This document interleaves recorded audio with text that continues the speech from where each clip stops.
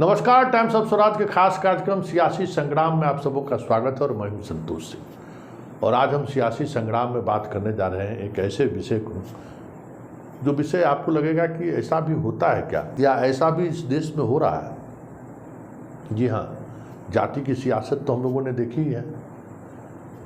हर जाति का सम्मेलन होता था, कभी अम्बेडकर, कभी लोहिया, कभी जो वोट देने वाला कर्पूरी ठाकुर, कभी ज्योतिबा फूले, बहुत नाम हम लोग सुने हैं, देखते ही होइएगा। लेकिन धर्म की राजनीति जो करने वाले लोग हैं, अब राम मंदिर तो उनके पास मुद्दा है नहीं। अब तो राम मंदिर बन रहा है, बनारस में ज्ञान व्यापी में कुछ हो रहा है, लेकिन उसको हवा बनने में समय लगेगा। काशी मथुरा में थोड़ा समस्या है, लेकिन चल रहा है काम। लेकिन इससे तो तत्काल फायदा तो नहीं होगा बीजेपी को। जितना फायदा राम मंदिर से उठाना था उतना बीजेपी उठा ली है। हजारों एमएलए बन गए, हजारों सांसद बन गए, देश के प्रधानमंत्री बन गए, कई राज्य के मुख्यमंत्री बन गए राम जी के सहारे। बने ना भाई। इस पार्टी का तो एक आधार रहा राम जी। लेकिन अब राम जी को कितना दिन ढोएंगे? अब मंदिर बन जाएगा तो फिर राम जी ओझल हो जाएंगे, तो फिर दूसरा कैसे पैदा हो? या फिर अब तरीका कुछ अलग ढूंढा जाए कि मंदिर के सहारे जो धर्म की राजनीति है, अब मान लीजिए कितना प्रतीक चिन्ह ढूंढा जाएगा भाई। एगो काशी मथुरा हो ही गया, सोमनाथ पहले पटेल जी बना के चलिए गए थे।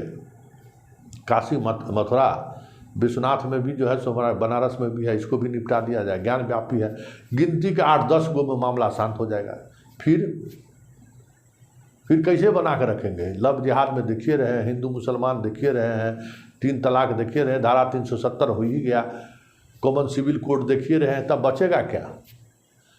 तो फिर दुकानदारी कैसे चलेगी? सियासी दुकानदारी कैसे चलेगी? तो आपको एक जानकारी दे रहे हैं कि बनारस में अंतर्राष्ट्रीय मंदिर प्रबंधकों का एक्सपो 2023 आयोजित हुआ था। 3 दिन चला है, आज ही समाप्त हुआ है। एक्सपो मतलब समझते लोग, हम लोग मेला पूछते थे, तो समझिए उसी तरीके का एक मेला का आयोजन हुआ है। पूरे देश दुनिया से 700 प्रतिनिधि आए थे, जो मंदिर पुजारी होंगे और कौन होंगे जो मंदिर चलाते होंगे। बहुत कम लोग हैं जहाँ न्यास बोर्ड कुछ अलग तरीके से चीज़ों को देखता है, तो सब पुजारी सबको जुटा नहीं था। और पुजारी जब आए तो इसमें मोहन भागवत जी को कैसे नहीं आएंगे? संघ का तो यही यूएसपी है ना। तो मोहन भागवत जी भी आए, प्रतिनिधियों से बात की, और जब उनके बोलने की बारी हुई तो एक उन्होंने बहुत बढ़िया सलाह दिया। कहा कि देखिए, यहाँ जितने प्रतिनिधि मंडल आए हैं, बहुत अच्छी बात है कि मंदिर को लेकर कैसे मंदिर को व्यवस्थित तरीके से चलाया जाए, क्या तरीका हो सकता है मंदिर चलाने को लेकर। लेकिन इसको आप गांव-गांव में जो मंदिर है ना, उससे जोड़िए। और पूरे देश में जितना मंदिर है, छोटा मंदिर से लेकर, चाहे वो सड़क के किनारे में काहे न मंदिर हो। देखते हैं ना कि यहाँ बजरंग बली तो हमारे यहाँ अतिक्रमण देवता माने जाते हैं।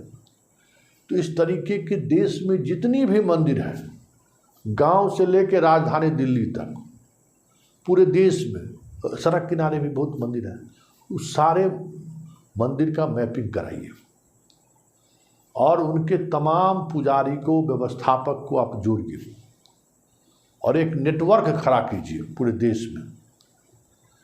और उस नेटवर्क के सहारे एक दूसरे को, मंदिर को कैसे सहयोग दिया जा सकता है, कैसे हम बदलाव ला सकते हैं, मंदिर में क्या क्या किया जा सकता है, उस पर विचार किया जाएगा। मतलब अरे मंदिर का कमी है, पूरे देश में लाखों मंदिर होगा, लाखों लाख मंदिर होगा। अगर रोड किनारे वाला सब मंदिर जोड़ दीजिए, उतना पंडित जी के लिए तो व्यवस्था है पुजारी वाला को।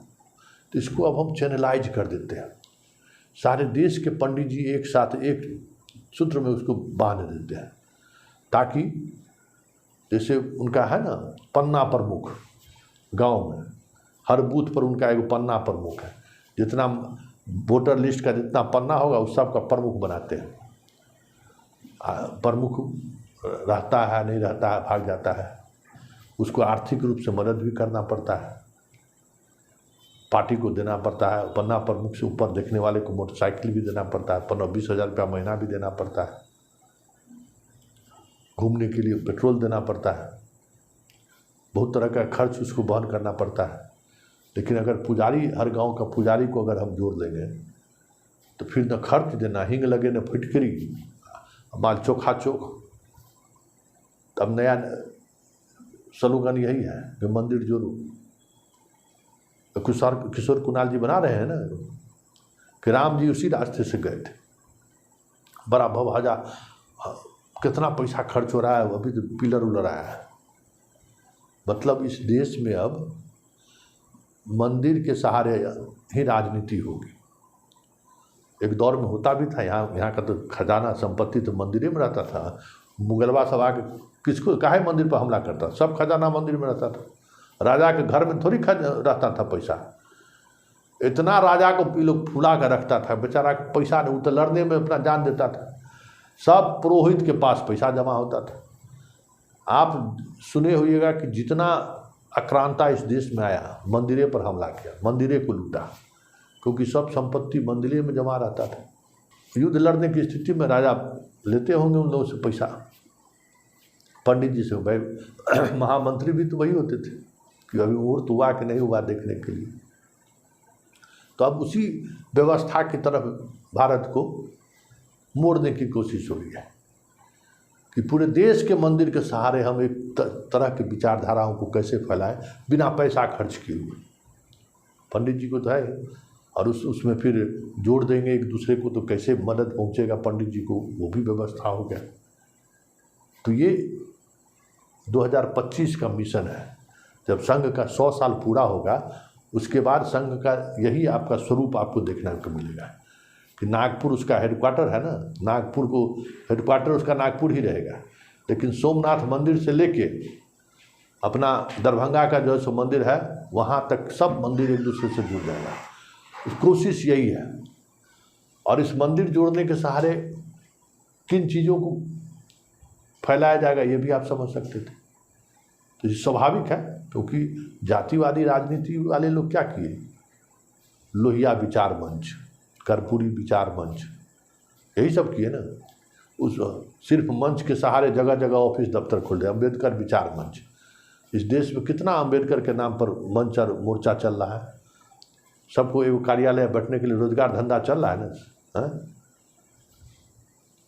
लोहिया के नाम पर चल रहा है, कर्पूरी ठाकुर के नाम पर चल रहा है, ज्योतिबा फुले के नाम पर चल रहा है। क्या भाई, तो हम लोग सोशल जस्टिस वाले लोग हैं। उससे मतलब नहीं है कि लोहिया क्या कह के गए, जेपी क्या कह के गए, कर्पूरी ठाकुर क्या कह के गए, अंबेडकर क्या कह गए, ज्योतिबा फुले किस लड़ाई का नेतृत्व किए, उससे कोई मतलब नहीं है। संगठन खड़ा कर देना है, तो उसका लाभ इन पॉलिटिकल पार्टी को मिला है और आज भी मिल रहा है। इस तरीके के जितने मंच मोर्चा हैं, वो अपने तरीके से दुकान चलाते हैं, उनको पार्टी से कोई मतलब है नहीं। पार्टी वाले को चुनाव के समय में मदद मिल जाता है उस मंच मोर्चा के सहारे। उन्हीं का नेगेटिव अम्बेडकर बाबा का जयंती मना के, तो कभी लोहिया और कर्पूरी की जयंती मना कर।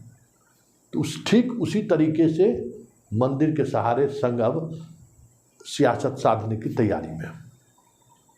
अब देखना ये होगा कि ये जो कोशिश है, ये कोशिश रंग कब लाता है, क्योंकि दोनों तरह की राजनीति हम लोगों ने देख लिया। जाति वाली भी राजनीति देख ली, धर्म वाली भी राजनीति देख रहे हैं।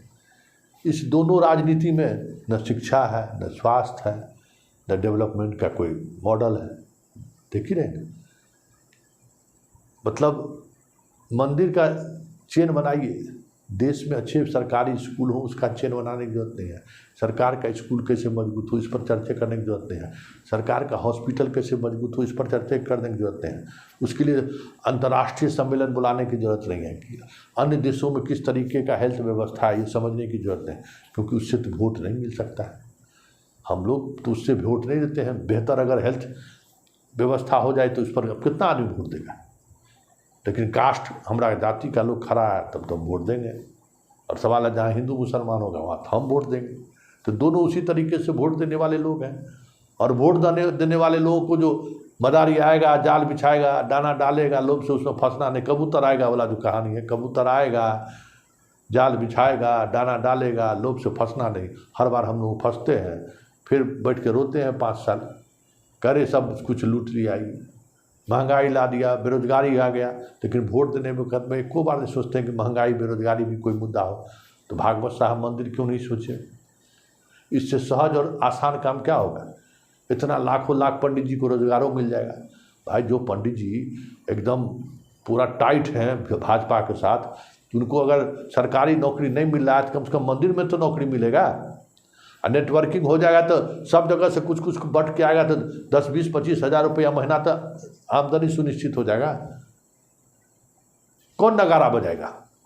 तो नगारा बजाने के लिए उनको चाहिए ना। तो उन्होंने कह दिया मंदिर को चेन बनाइए। यही सियासत है, और इसी सियासत को समझने की जरूरत है। एक जात का दुकान खुले हुए है, दूसरा धर्म का दुकान खुलने जा रहे हैं। तो पहले से खुला हुआ है, अब इसका मॉडल थोड़ा बदल रहे हैं।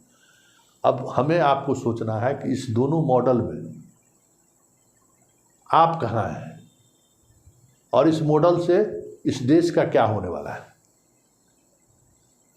तो आज सियासी संग्राम में इतना ही।